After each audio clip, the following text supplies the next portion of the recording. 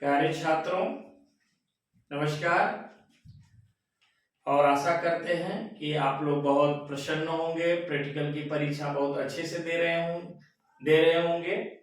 तो आज हम लोग ये देखते हैं कि अब तो भाई बहुत समय कम बचा है, 20-25 दिन बचा है। इन 25 दिनों के अंतर्गत जो गणित का सिलेबस है उसको हम लोग किस तरह से 2 बार रिवीजन कर लें, वो इतना अच्छे से रिवीजन कर लें कि हम लोगों को कम से कम 90 मार्क्स मिल जाए।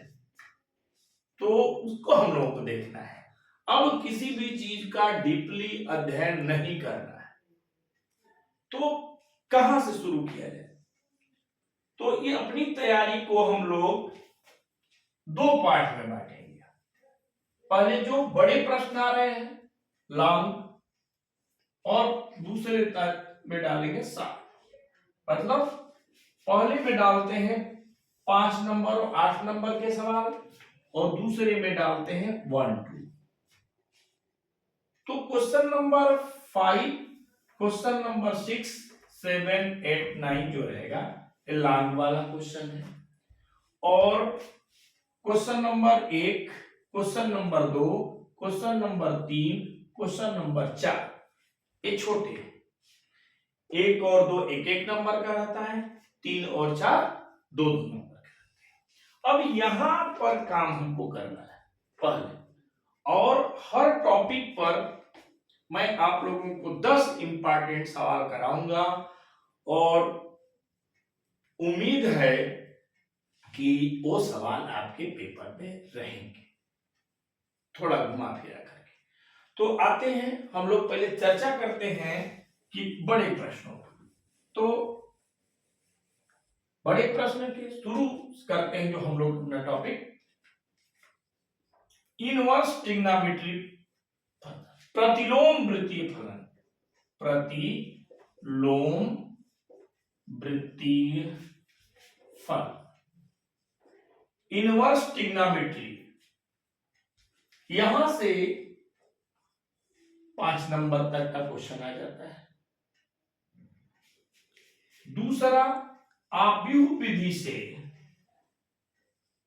समीकरण को हल करना, आव्यूह विधि से समीकरण को हल करना या इनवर्स निकालना, यहां से 8 नंबर का आता है। समाकलन का अनुप्रयोग, इसमें एक ही टॉपिक हमारे पास है, एरिया, क्षेत्रफल को निकालना, और इसमें केवल आपको मैक्सिमम 10 सवाल करना है, 10, केवल 10, और इसमें कम बस 2 सवाल कर लीजिए अभ्यास के तौर पर, और इसमें थोड़ा सा अधिक करना होता है, 10-15 सवाल यहां करना है। फिर आता है लीनियर प्रोग्रामिंग प्रॉब्लम, इसमें ये भी कम से कम 5 नंबर का, और अधिकतम 4 या 5 सवाल कर लेना है। फिर आता है अवकल समीकरण, अवकल समीकरण, डिफरेंशियल इक्वेशन, यह भी 5 नंबर का, इसमें हम लोग कम से कम 20 सवाल करेंगे। इसके बाद सतता, कंटिन्यूटी जिसको बोलते हैं, यह कभी कभी 2 मार्क्स का, कभी कभी 5 मार्क्स का।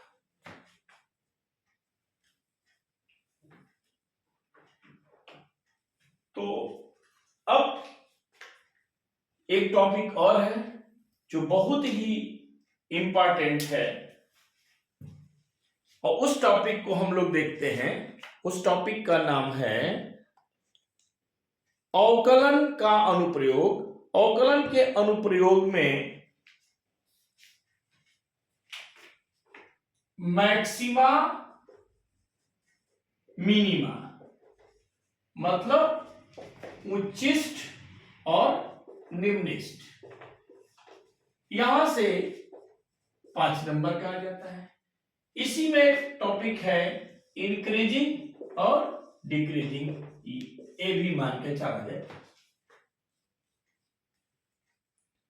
और समय कितना खर्च करना है, तो देखिए सप्ताह में हम लोगों को बस 2 घंटे खर्च करने हैं, मैक्सिमम मिनिमम में 4 घंटे खर्च करने होंगे, उच्चिष्ट निम्निष्ट में 2 घंटे, प्रतिलोम में 3 घंटे, इसमें 2 घंटे, समाकलन के अनुप्रयोग में 2 घंटे, लीनियर में 2 घंटे, अवकल समीकरण में 3 घंटे।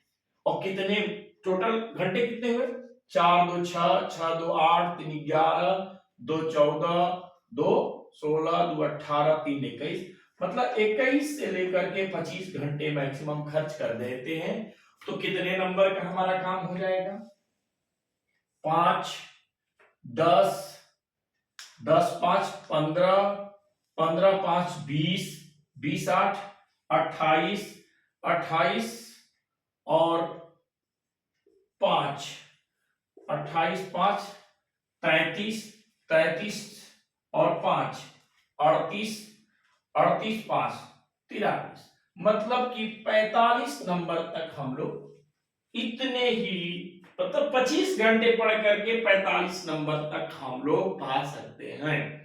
और आपको 100% कॉन्फिडेंस के साथ मैं बोल रहा हूं कि जो सवाल आपको इंपॉर्टेंट बता दिया गया और ब्लैक बोर्ड पर मैंने हल कर दिया, तो निश्चित ही, सॉरी व्हाइट बोर्ड है, ब्लैक बोर्ड नहीं है, ठीक है, इसके लिए बहुत बहुत सारी, तो जो सवाल आपको मैंने कर दिया ये कर लीजिए, कुछ सवाल मैं करा दूंगा, निश्चित ही विश्वास के साथ कि 45 मार्क्स तक आप लोग कंटेंट ये कर लेंगे। और ये केवल हम कराएंगे आपको 7 डेज में, 7 दिनों में हम लोग कवर करेंगे।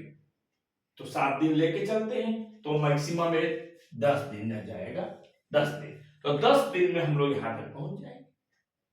तो आज हम लोग शुरू ही कर देते हैं, केवल ब्यौरा बनाने से तो काम चलेगा नहीं, शुरुआत कर देते हैं। तो पहला जो टॉपिक हम लोग शुरू करते हैं, अवकल समीकरण। अवकल समीकरण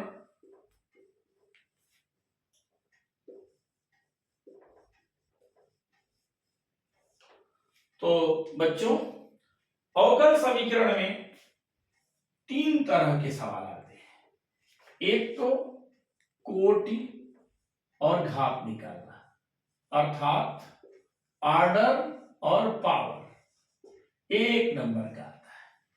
दूसरा कोई डिफरेंशियल इक्वेशन दे देगा, कहेगा ये संतुष्ट कर रहा है कि नहीं सॉल्यूशन, और तीसरा सॉल्व करना, सॉल्यूशन निकालना।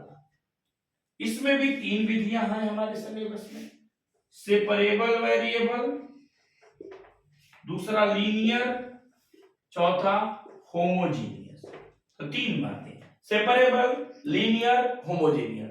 बड़ा सवाल होमोजीनियस से आता है, अगर आएगा तो 8 नंबर का, और छोटे सवाल जो आते हैं 5 नंबर वाले, इस सेपरेबल और लीनियर। एक पिछले वर्ष का जो पेपर था एक सेट में अवकल समीकरण से 10 नंबर का प्रश्न आ गया था। तो हम लोग देखेंगे, एक क्वेश्चन शुरू करते हैं और इसमें 10 प्रश्न हम कम से कम कराएंगे। तो dy by dx equal to 1 minus cos x 1 plus cos x।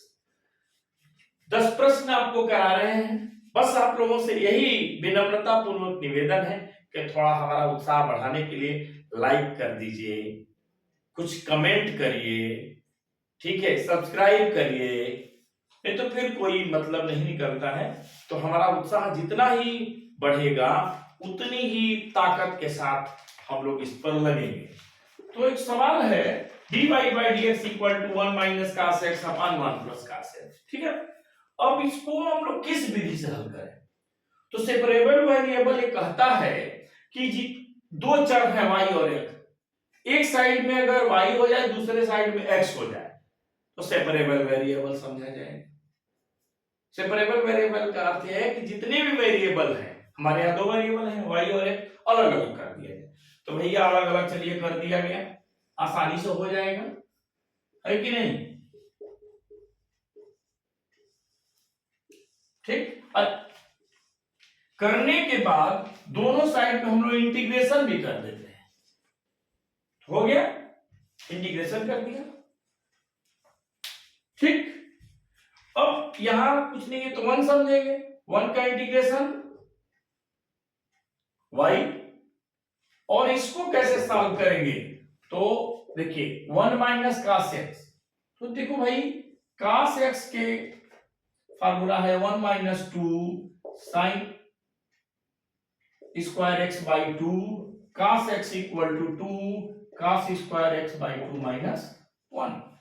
तो आप लोग जब इसको रखेंगे, इसको इस 1 को हटाने के लिए आप क्या यूज करेंगे, ए वाला, इस 1 को हटाने के लिए ए वाला यूज करेंगे, तो कैंसिल करा लेंगे tan square x by 2 plus C, ठीक है। और फिर इसको चेंज करेंगे तो हो जाएगा sec square x by 2 minus 1 plus C, ठीक। और इसका इंटीग्रेशन हो जाएगा tan x बाई 2 और प्लस माइनस x प्लस सी, और ये मैं बता चुका हूं कि जो भी इंटीग्रेशन होता है x का जो गुणांक होता है, कोएफिशिएंट होता है, उसे भाग दिया जाता है तो 1/2 का भाग हो जाएगा तो 2 हो जाएगा। ये हुआ solution y equal to 2 tan x by 2 minus x plus t, ठीक है। तो आज एक सवाल कराया, फिर कल 9 सवाल कराएंगे। धन्यवाद।